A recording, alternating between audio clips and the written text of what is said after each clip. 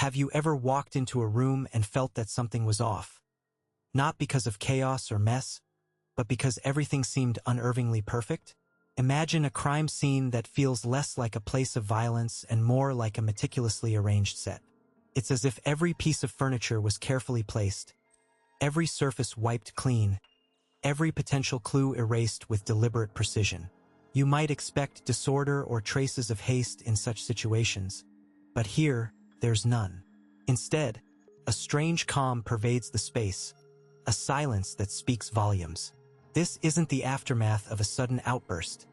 It's the product of patient, calculated control. From the moment investigators enter this pristine environment, a different kind of tension settles in.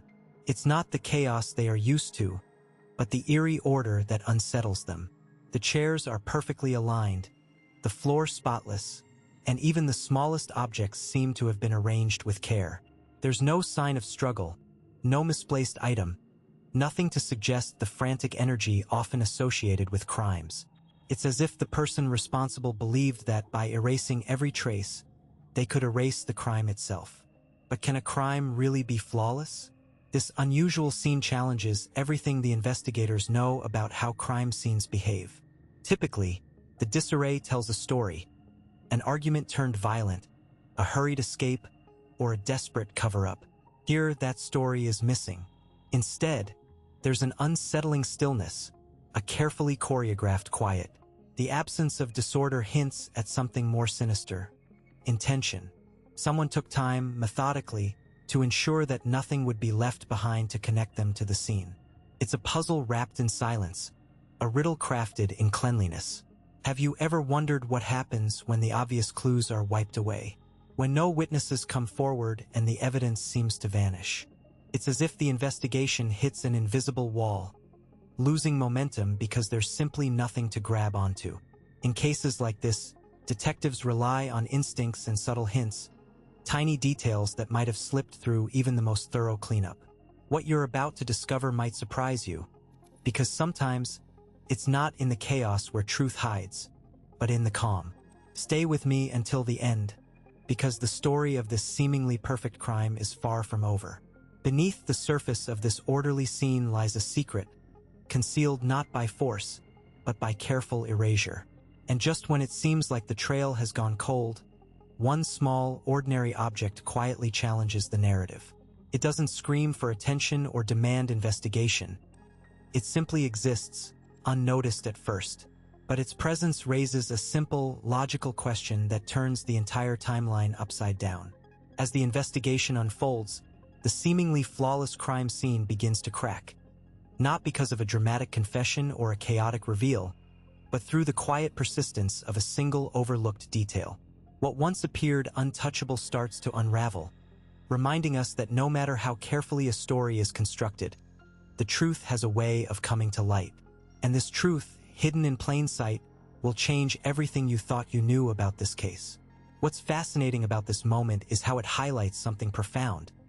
Often, the most powerful revelations come not from grand gestures or explosive breakthroughs, but from the quiet, patient work of noticing what others have missed. It's a reminder that in life, as in this investigation, the smallest details, the ones we tend to overlook, can hold the key to understanding everything.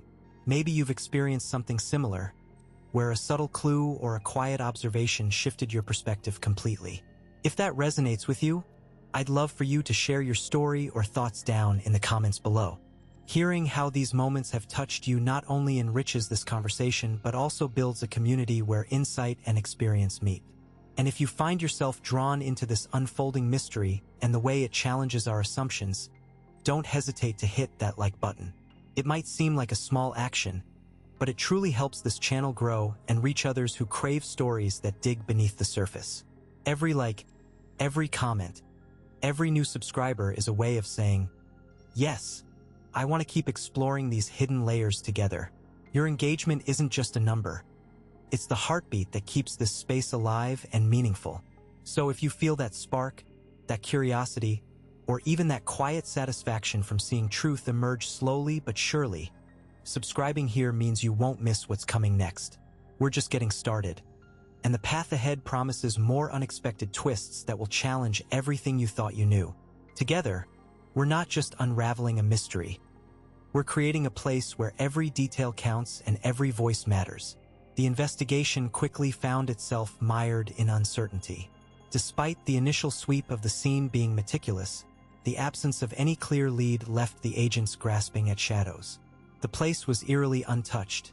No sign of forced entry, no fingerprints or DNA that could be definitively linked to any suspect. Even the tiniest hint of a struggle was missing. It was as if the event had unfolded with clinical precision or, perhaps, had been carefully erased after the fact. The silence of the scene was unsettling, more than the usual quiet that follows a crime. It felt deliberate. The officers interviewed neighbors and passersby, but none claimed to have seen anything out of the ordinary. A few mentioned hearing vague noises late at night, indistinct enough to be dismissed, but the timing didn't quite align with the event's estimated window. The lack of reliable eyewitness testimonies meant the case was built on speculation rather than hard facts. Each lead, no matter how promising it seemed at first, evaporated under scrutiny. The forensic teams combed through the area multiple times, but any trace that might have once been there was gone, leaving behind only neutral, inconclusive data. This void of evidence created a vacuum that swallowed the investigation whole. The usual investigative tools, the search for a motive, the tracing of a suspect's movements, fell flat. Without a clear reason why someone would commit the act, the case lost momentum. Motive is often the thread that ties a mystery together, but here it was missing entirely, as if the crime had no origin or purpose. The neighborhood, known for its quiet routine and slow-changing faces, offered no obvious suspects. The victim's background was equally uneventful, with no apparent connections to conflict or danger. Detective Harris, who had been assigned to the case, found himself caught in a loop of dead ends. His notes reflected the frustration that can accompany investigations with few tangible clues, questions piling up without answers. Harris understood that sometimes the absence of evidence was itself a message. The absence spoke to a calculated effort to obscure, to erase.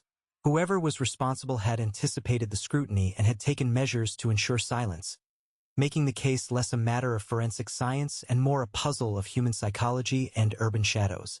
The city itself seemed to conspire in the confusion. Its labyrinthine streets, flickering streetlights, and the steady hum of distant traffic created a backdrop where moments could slip unnoticed into oblivion. People moved through their routines, unaware or unwilling to acknowledge the undercurrent of something unresolved lurking just beneath the surface. In many ways, the city's indifference was the perfect accomplice. The anonymity it offered made it easy for secrets to be buried quickly, swallowed by the everyday noise. While the official reports described the scene as neutral, the investigators sensed a tension unspoken in the dry language of paperwork. The feeling that the case wasn't just stalled by lack of clues but intentionally derailed, as if the very fabric of the event had been rewoven to hide its true shape. This intangible disturbance gnawed at the team, compelling them to look beyond the physical evidence, or lack thereof, and consider the psychological dimensions of the mystery.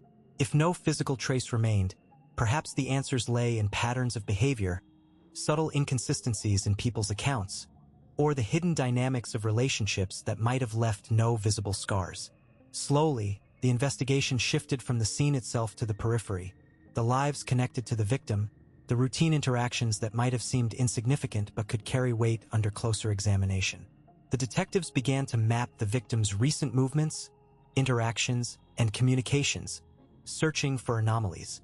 Unseen connections began to emerge, faint threads tangled in the fabric of daily life, suggesting that the case was not as directionless as it initially appeared.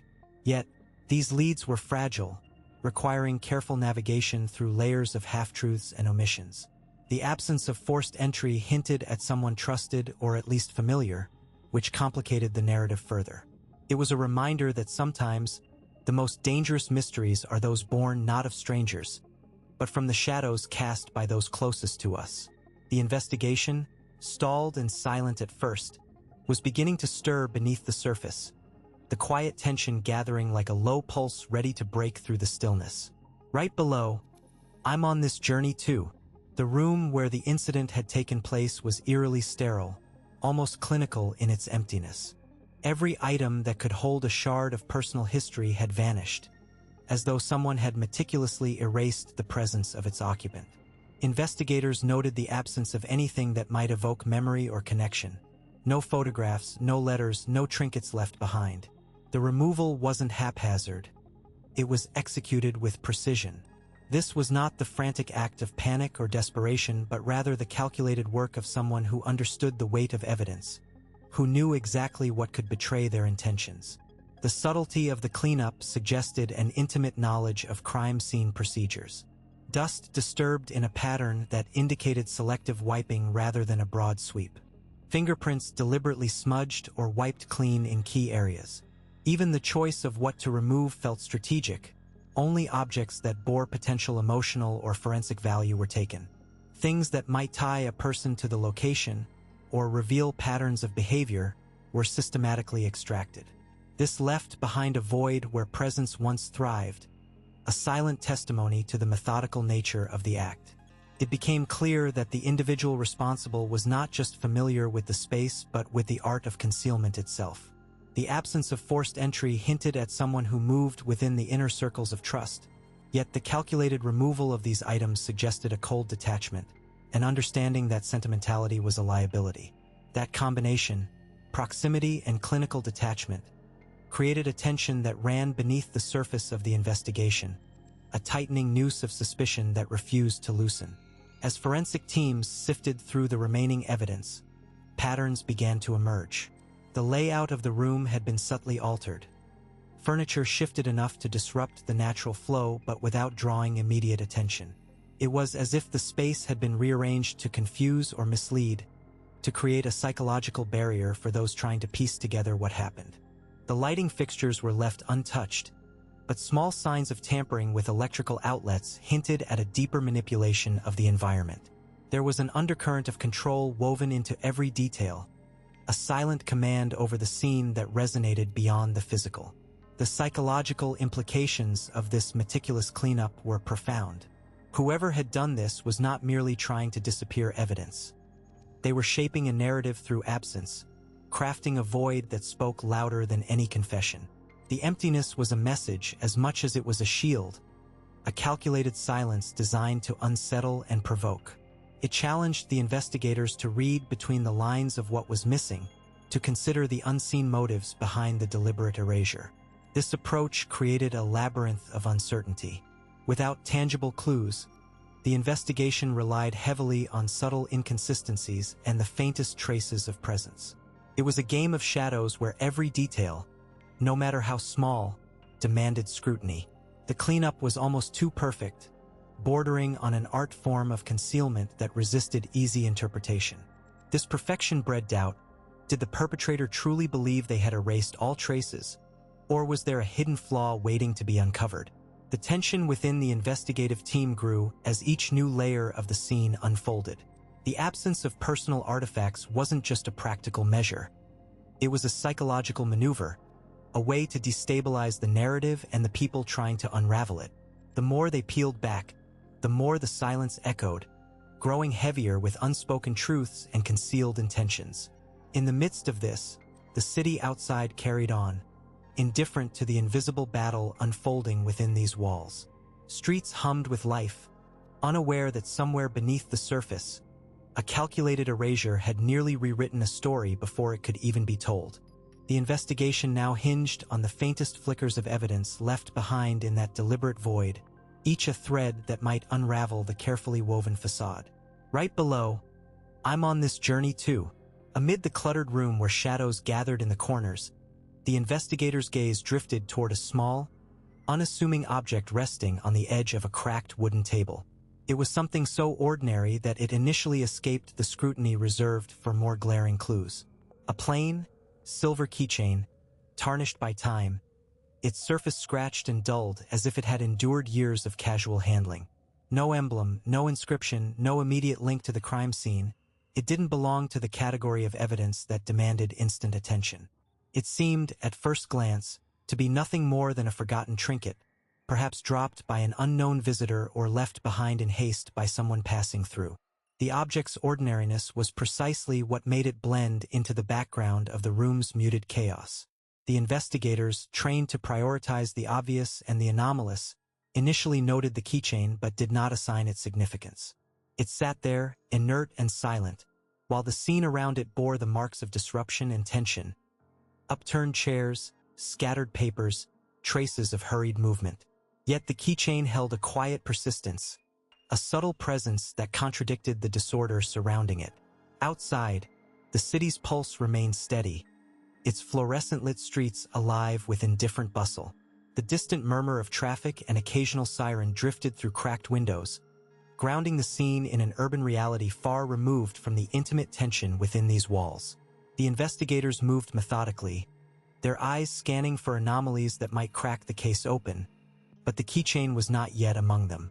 As the hours passed, one of the agents, a figure accustomed to reading between the lines of human behavior and the spaces people inadvertently leave behind, felt a pull toward the seemingly mundane object.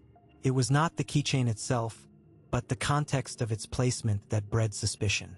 It rested near a corner where, according to witness statements, no one was supposed to have lingered. The position was odd, almost deliberate, as if planted to be found or overlooked, depending on who might come looking. The agent's fingers hovered above the cool metal, hesitating before lifting it carefully into the light. The dull gleam revealed microscopic abrasions, patterns nearly invisible to the naked eye but suggestive of repeated contact with something specific. Perhaps keys, perhaps a pocket or a bag lining. The keychain's weight and texture spoke of a habitual carrier, someone whose daily routine involved this small token, now dislodged from its usual place. Further examination uncovered a faint residue clinging to the metal, a trace of an oily substance, more common in mechanical environments than domestic ones.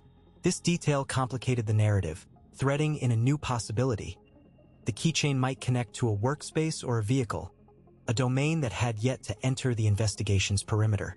The agent recalled an offhand remark from an earlier interview, a fleeting mention of a garage on the outskirts, a place where the missing person had occasionally repaired bicycles or tinkered with engines.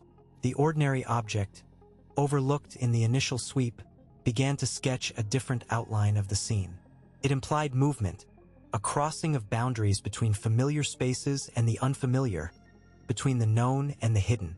It suggested that the person associated with the keychain had been here, not just passing through but leaving a trace meant to be found or missed. Yet, even with this new angle, the atmosphere remained thick with ambiguity. The keychain's silence was a puzzle piece that did not yet fit, its presence more enigmatic than explanatory. It resisted easy interpretation, like a word spoken in a language only half understood. The agent placed it in an evidence bag, the plastic crackling softly, sealing away a fragment of the story that had almost slipped through unnoticed.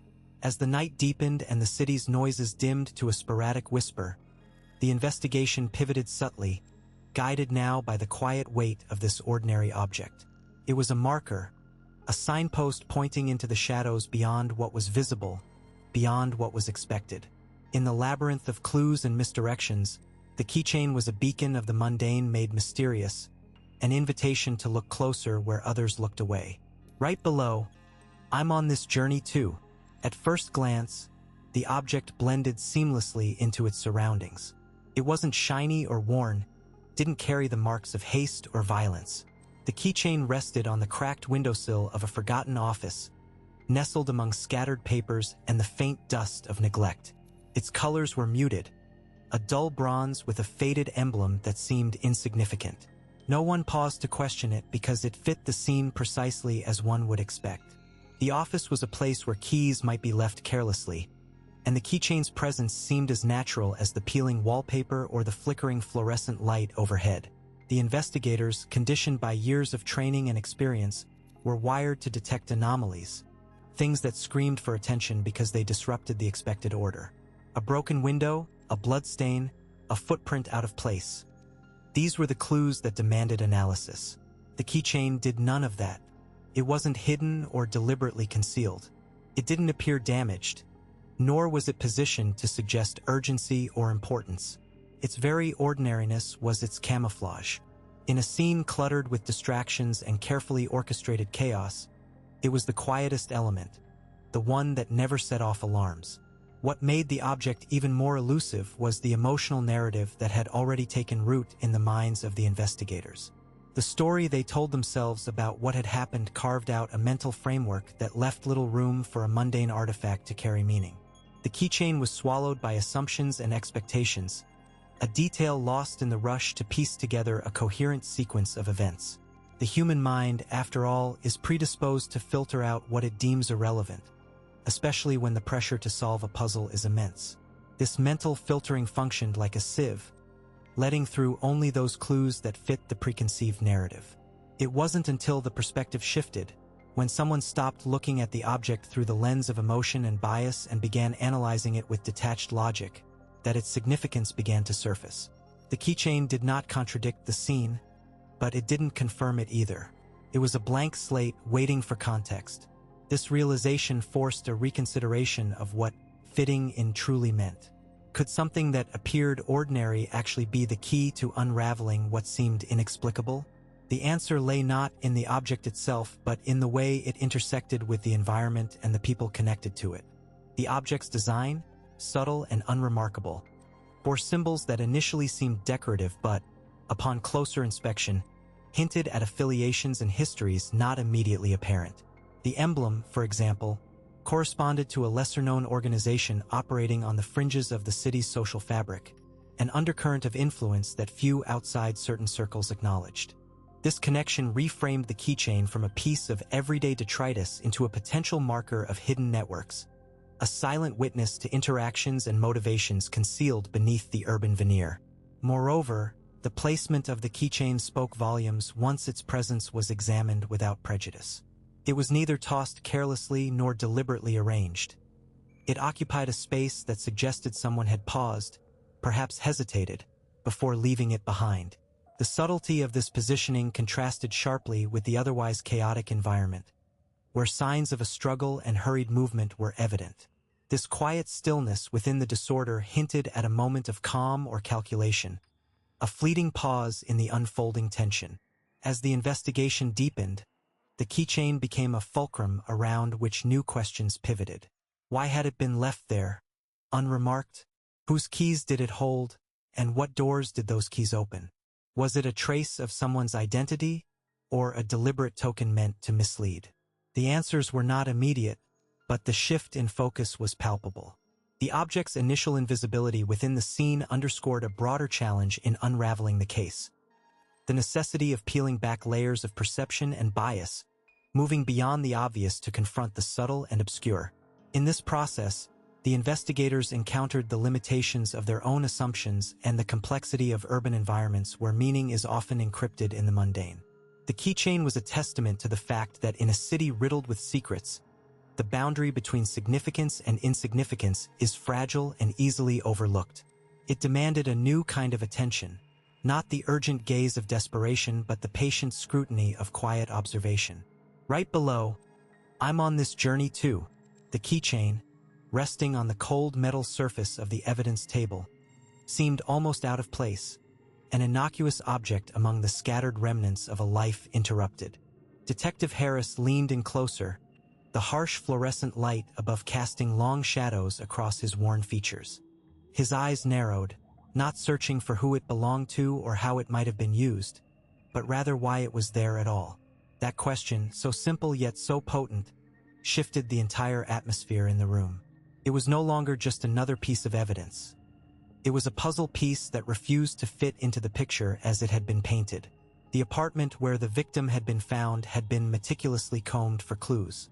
Officers had cataloged everything from spilled coffee cups to a collection of old newspapers, but none of it raised immediate suspicion. Yet the presence of the keychain disrupted this narrative. It wasn't just about ownership.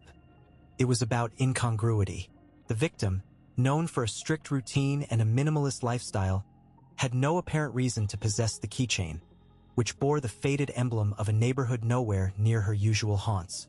Harris recognized that emblem. It belonged to a district infamous for its clandestine dealings, a place where shadows lengthened long before dusk and silence often concealed more than it revealed. The keychain was a silent witness to an unseen chapter, an intersection between the victim's ordered existence and a world she seemingly tried to avoid. This realization shifted the investigation's trajectory.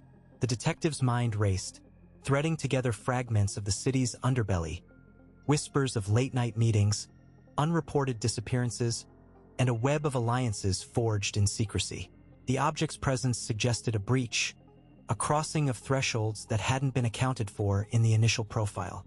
Harris instructed the team to revisit the victim's known associates with this new perspective in mind. Interviews took on a different tenor, probing not just the surface of relationships, but the hidden corners where uncertainty lingered. One by one, alibis were re-examined, timelines scrutinized with renewed skepticism.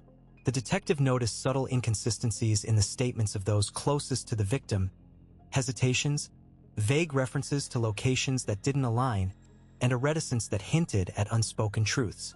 The keychain was a catalyst, stirring the stagnant waters of the case into turbulent currents. Meanwhile, forensic experts uncovered faint traces on the keychain's surface, microscopic particles that didn't match the victim's environment, a blend of industrial dust common in the abandoned warehouses on the city's outskirts mingled with residues of an obscure chemical compound. These findings painted a picture far removed from the sanitized apartment, suggesting the victim had been somewhere else, somewhere significant shortly before her death. The implications were unsettling. The narrative of a life confined to safe spaces was unraveling, revealing excursions into territories marked by tension and unease. Harris felt the weight of these discoveries pressing against the thin veil of the city's calm facade. Each new lead threaded deeper into a labyrinth where urban decay met psychological strain, a domain where the city's pulse quickened under the strain of secrets and lies. The detective's own perceptions shifted, attuned to the subtle cues of deception and the unspoken language of fear. It was becoming clear that the keychain wasn't just a misplaced item but a signal, an encoded message embedded within the chaos. As the investigation unfolded, the city itself seemed to respond. Surveillance footage revealed fleeting figures moving through shadowed alleyways, their identities obscured by the grainy texture of night. Patterns emerged in the data, routes taken repeatedly, rendezvous points carefully chosen for their obscurity. The detective traced these movements back to a network operating beneath the city's surface, a nexus of activity that defied casual observation. It was a world where trust was scarce and every gesture carried weight, where the line between victim and perpetrator blurred beneath the pressure of survival. In this urban maze, the psychological toll became apparent. Witnesses exhibited signs of stress and reluctance, their memories fragmented by fear or perhaps willful omission. Harris approached each interview with caution, aware that the tension in the air was not just a byproduct of the case but a reflection of the fragile human psyche under duress. The keychain had unlocked more than a physical clue. It had opened a door into the complex interplay between place, identity, and hidden allegiances. Every step forward deepened the mystery, weaving a story that defied easy answers. The city's layers peeled back slowly, revealing a tapestry of connections and contradictions. The detective's focus sharpened, guided by the unsettling certainty that the simplest question, "Why would this be here?" was the thread that could unravel the entire fabric of what had seemed a straightforward case. The keychain, small and unassuming, had become the fulcrum on which the investigation pivoted, demanding a re-examination of everything known and a readiness to confront what lay beneath the surface. Right below, "I'm on this journey too." The keychain lay against the cold floor, its presence an enigma that refused to dissolve under scrutiny. It was out of place, incongruous with the victim's known possessions and habits. This was not merely an overlooked detail. It was a deliberate anomaly. A crucial piece that, once acknowledged, demanded the entire narrative be reconsidered, not in fragments but as a new whole. The detective's mind circled the implications. If the object did not belong to the victim, then it must have been introduced by another party. The question shifted from "Why is it here?" to "Who placed it here and when?" Each possibility carried weight, and none suggested an innocent explanation.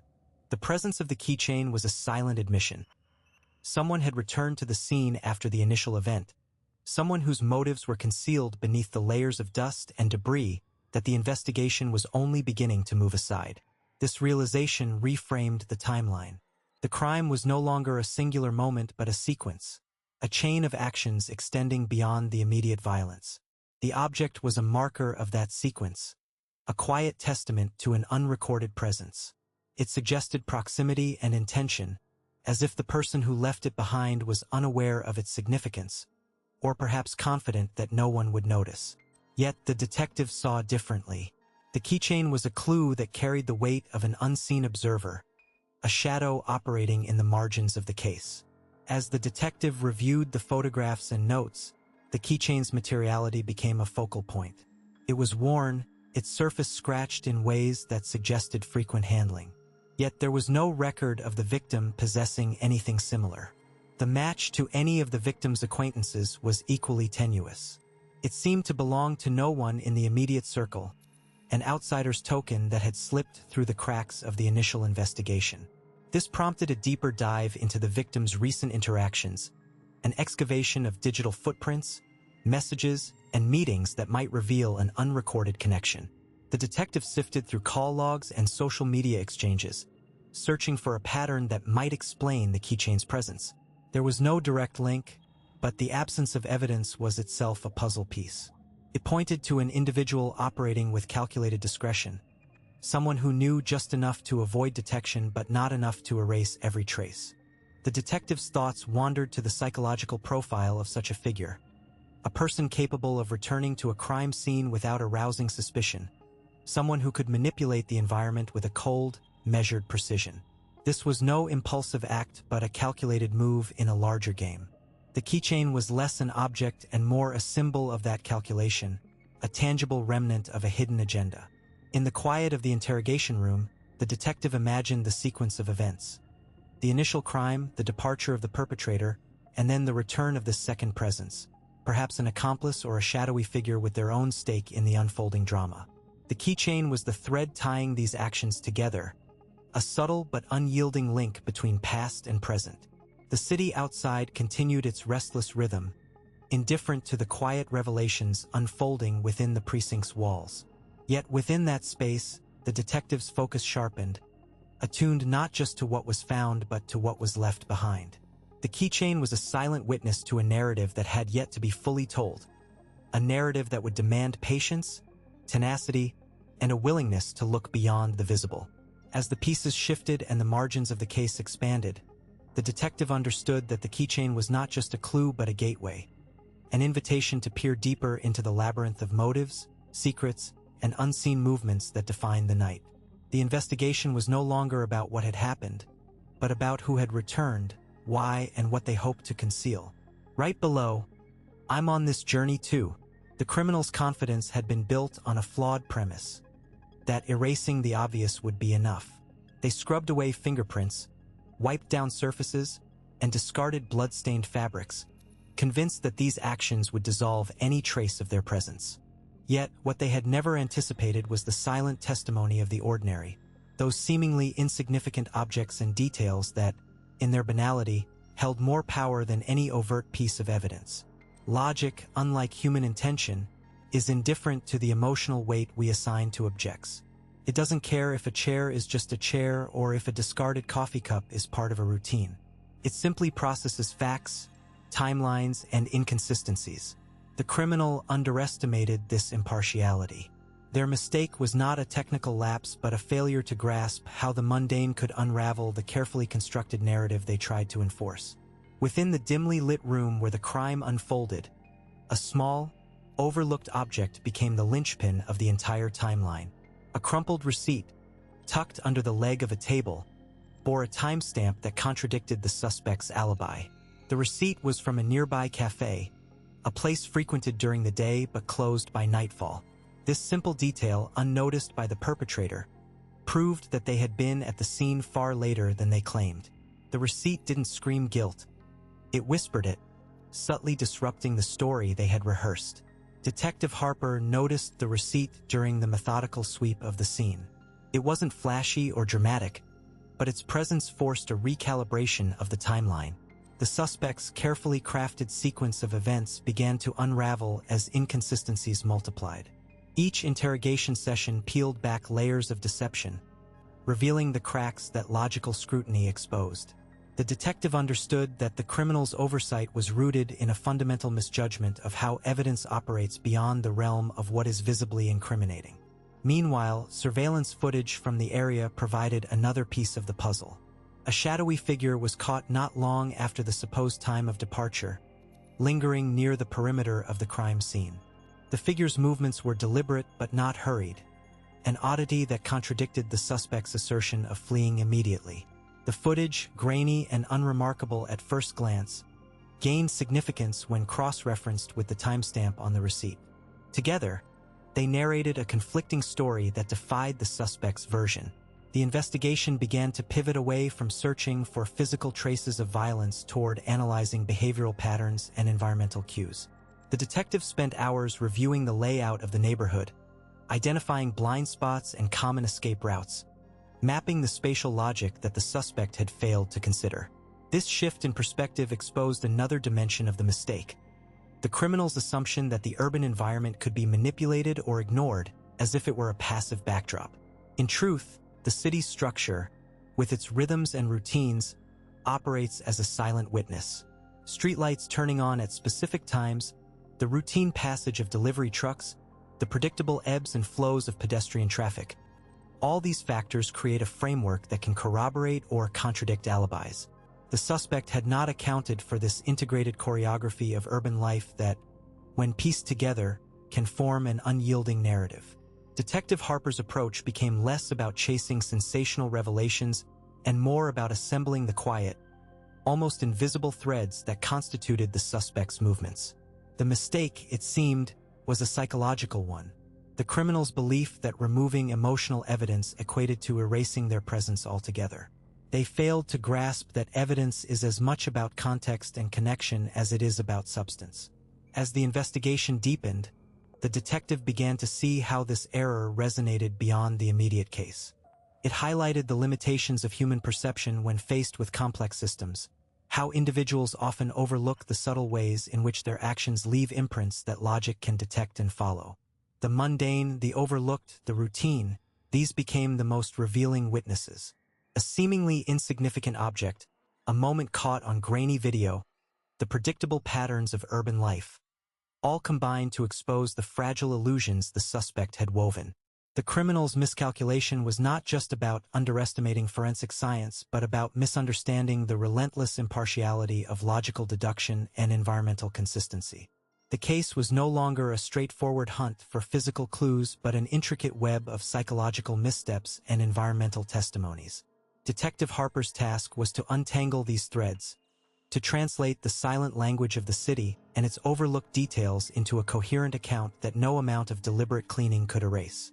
The investigation's momentum shifted subtly, moving toward a confrontation not just with the suspect's actions, but with the deeper misjudgments that had led to their downfall. Right below, "I'm on this journey too." The moment the object was pulled back into the spotlight, the entire carefully constructed story began to disintegrate. It wasn't a sudden, explosive revelation. There were no dramatic confessions or unexpected witnesses, but a gradual erosion of certainty that left the official narrative crumbling under its own weight. The alibis, once accepted as solid, now wobbled like old scaffolding shaken by a faint tremor. Small inconsistencies emerged, subtle shifts in timelines that no one had noticed before, as if the hours themselves had been stretched or compressed to fit a version of events that couldn't be true. Detective Harper sat quietly, examining the details anew, aware that the truth was hiding in the spaces between statements, in the hesitant pauses and the lines left unspoken. The object, an unassuming piece of evidence previously dismissed as peripheral, suddenly carried a new significance, a silent accusation that undermined the foundation of the case. It did not point fingers explicitly, but instead revealed impossibilities, locations that didn't align, moments that overlapped in ways that defied logic. The crime, which had seemed so meticulously planned, now appeared staged, almost like a performance meant to distract and deceive. The initial confidence that the investigation was nearing closure gave way to a creeping doubt. Witnesses who had seemed reliable now faltered under renewed scrutiny, their memories clouded or contradictory. The city, with its relentless hum and shadows, seemed to whisper reminders that nothing was ever as straightforward as it appeared. Harper understood that the complexity of human behavior, the subtle interplay of fear, ambition, and desperation, had been overlooked in the rush to assign guilt. As the story unraveled, the tension in the precinct grew palpable. Detectives who had championed the original theory found themselves forced to reconsider their positions, grappling with the discomfort of uncertainty. The neat lines drawn between suspect and victim blurred, replaced by a tangled web of motives and opportunities that defied easy explanation. The narrative's collapse was not a spectacle but a quiet inevitability, a testament to the persistence of truth beneath layers of fabrication. Harper's investigation shifted focus from proving a predetermined conclusion to reconstructing the fractured timeline. Each piece of evidence was re-examined, cross-referenced with newly uncovered details from the city's labyrinthine records and the psychological profiles of those involved. The process was painstaking, marked by moments of frustration and revelation. The detective became acutely aware of how the urban landscape, with its hidden corners and overlooked signals, played a silent role in the unfolding drama. The city itself was a witness, its rhythms and patterns offering clues that no official report had captured. The psychological dimension of the case deepened as well. The suspect's demeanor, once interpreted as guilt, now suggested something more complex, perhaps a calculated indifference or a carefully maintained facade. The witness's statements revealed undercurrents of fear and manipulation, hinting at unseen pressures that had shaped their testimonies. Harper recognized that the investigation was as much about untangling human behavior as it was about piecing together physical evidence. In the end, the object's re-examination exposed the limits of the initial inquiry. The official version, once presented with certainty, was no longer tenable. Instead of a clean resolution, the case opened into a broader landscape of ambiguity and unanswered questions. The perfect crime, so confidently declared, had collapsed not with a bang but with the steady accumulation of contradictions and overlooked details. It was a quiet undoing, the kind that leaves more shadows than answers. As the detective stared at the shifting puzzle, a new awareness settled in, one that acknowledged the complexity beneath the city's surface and the tenuous nature of truth itself. The investigation, far from reaching a conclusion, was entering a new phase, demanding a deeper dive into the layers of deception and reality intertwined in this urban mystery. Right below, I'm on this journey too. It's fascinating how the smallest detail, something so easily overlooked, can unravel even the most carefully crafted plans. That subtle trace, the one the criminal thought was insignificant, ended up being the thread pulling the entire story apart. It reminds us that control, no matter how meticulously exercised, has its limits. Arrogance blinds us to the simple truths that demand consistency over importance. If you've stayed with me until this point, I want you to know, I'm on this journey too. Exploring these stories, peeling back the layers of human error and ingenuity, it's a shared experience. And that's why this space exists, to dive into the nuances that shape these mysteries and, hopefully, offer something meaningful in return. If you find value in this kind of storytelling, where every detail matters and the unexpected is always just around the corner, consider subscribing. It's a quiet invitation to keep unraveling these puzzles together, at a pace that respects curiosity and reflection. And if you want to mark that you made it all the way through, drop a comment with "to convose 80fim" or something that feels like your own way of saying, "I'm here." It's a simple way for us to connect beyond the screen, a subtle nod that we're both paying attention to the smallest clues.